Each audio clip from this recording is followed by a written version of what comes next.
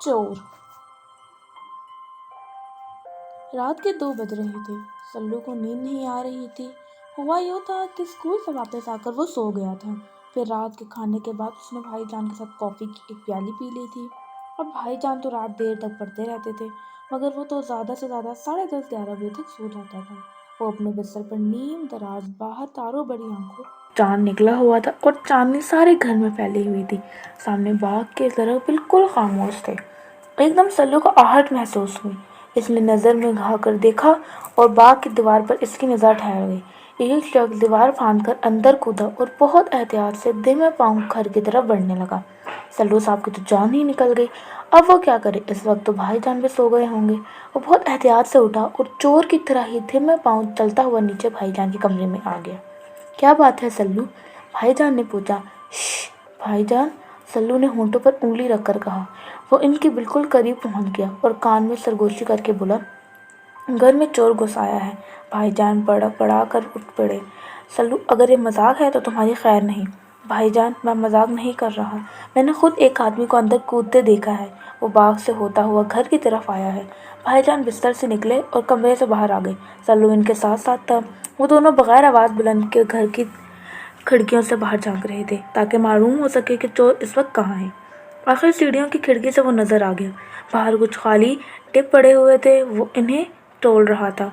भाईजान और सल्लू ने ऊपर बच्चों के कमरे में आकर चीकू और नाजुक को जगाया। पहले तो उन्होंने भाईजान की बात को मजाक समझा, मगर जब उन्हें यकीन हो गया कि वो सही कह रहे हैं तो दोनों खौफजदा हो गए। चीकू भाईजान के साथ लगकर खड़ा हो गया और नाजुक ने ज़रा ऊंची आवाज़ में कहा, हाय अल्लाह, मुझे तो बहुत डर लग रहा है।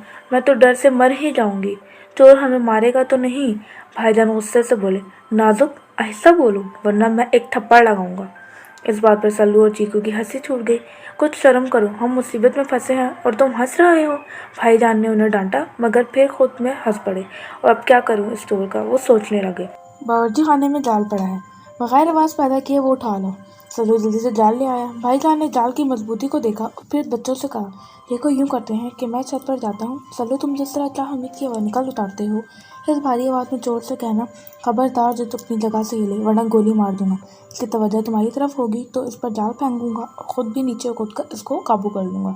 ठीक है भाईजान, अगर ऐसी गलती हुई तो हम मुसीबत में फंस सकते हैं। मुझे नहीं लगता कि इसके पास बंदूक है, फिर भी हमें एहतियात करनी चाहिए। अब चोर पर काबू पाने की तैयारी होने लगी। सल्लू, चीकू और नाजुक बावर्ची खाने की खिड़की से लगकर खड़े हो गए और भाईजान हाल और रस्सियाँ कंधे पर डालकर छत पर चढ़ गए। उन्होंने देखा कि चोर अब बावर्ची खाने का दरवाज़ा खोलने की कोशिश कर रहा है। दूसरी तरफ सल्लू ने दिल की धड़कनों को काबू किया और चाहमनीद की आवाज़ बनाकर कहा, चोर के बच्चे, अपनी जगह से न हिलना वरना गोलियों की बुछार से तुम्हारा पेट इस तरह फाड़ूंगा कि डॉक्टर भी नहीं सी सकेगा। चोर डर के पीछे हटा और भाईजान ने इस पर जाल फेंक दिया। वो जाल में उलझकर ज़मीन पर गिर गया। ऊपर से भाईजान ने कूदकर इसको काबू कर लिया। सल्लू और चीकू भी दरवाज़ा खोलकर बाहर आ गए और चोर के सीने पर चढ़कर बैठ गए।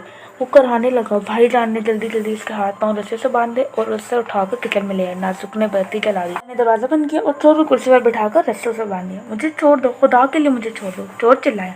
अगर तुम चाहते हो कि मैं ये डंडा मारकर तुम्हारा सर ना खोल दूँ तो खामोश रहो, सल्लू ने कहा। जब भाईजान ने इसे बांध कर अपना इम्तहान कर लिया तो इसके सामने आकर खड़े हो गए और इसके सर पर से जाल उतार दी। उफ अल्लाह, कितनी सख्त बू उठ रही है पसीने की। चोर साहब, आप नहाते नहीं हैं?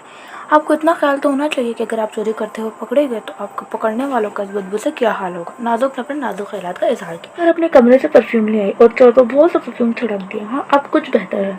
तुम लोग इसकी निगरानी करो, मैं पुलिस को फ़ोन करके आता हूँ। भाईजान जाने लगे तो चोर बोला, खुदा के वास्ते पुलिस को फ़ोन ना करना, मैं तुम्हारी मिन्नत करता हूँ। मैं पहले ही बर्बाद हूँ और बर्बाद हो जाऊँगा। जो चीज़ चाहे एक सज़ा दे दो, मगर पुलिस को मत बुलाना, फजूल बातें ना करो। सज़ा देना मेरा काम नहीं। तुमने रात के वक्त चोरी की नीयत से हमारे घर में घुसकर जुर्म किया है, जिसकी सज़ा तुम्हें ज़रूर मिलेगी। भाईजान ने गुस्से से कहा, तुम इन प्यारे बच्चों की कसम, पुलिस को ना बुलाना। तुम जो कहोगे मैं करने को तैयार हूँ। अगर हम तुम्हें कहें बिजली की तारों को गीले कपड़े से साफ करो तो क्या तुम ये काम करोगे? चीकू की आवाज़ सुनकर सब छोड़े भाईजान पुलिस को। सल्लू ने कहा, मैं इसे सज़ा देने के लिए काफ़ी हूँ। हम इसे 20 गिलास पानी के पिलाते हैं, गरम गरम चाय इसके ऊपर बेल देते हैं। सल्लू ने एक जूस पेश की और इसे 20,000 दफ़ा लिखवाते हैं कि मैं कभी चोरी नहीं करूँगा। नाजुक से मशवरा दिया। भाईजान का हंसते हंसते बुरा हाल हो गया। फिर वो चोर के सामने स्टूल पर बैठ गई और उससे पूछा, क्यों भाई, इन बच्चों के सारे मशवरे मान ले या पुलिस को फ़ोन करें? ये सुनते ही चोर फूट कर रोने लगा। भाईजान इसे हरे से देखने लगे। मैं उम्मीद करती हूँ कि आपको कहानी अच्छी लगी होगी और इस कहानी का जो नेक्स्ट पार्ट है वो इंशाल्लाह मैं دوستوں کے ساتھ کل شیئر کروں گی، تو اس میری ویڈیو کو لائک کر دیں، شیئر، اور میرے چینل کو سبسکرائب کریں، اور سبسکرائب کے پاس والے بیل آئکن کو بھی کلک کریں تاکہ آپ کو میری ویڈیو کا نوٹیفیکیشن ملتا رہے۔ اپنا بہت سارے خیر، مجھے دعا میں یاد رکھیے گا۔ بائے۔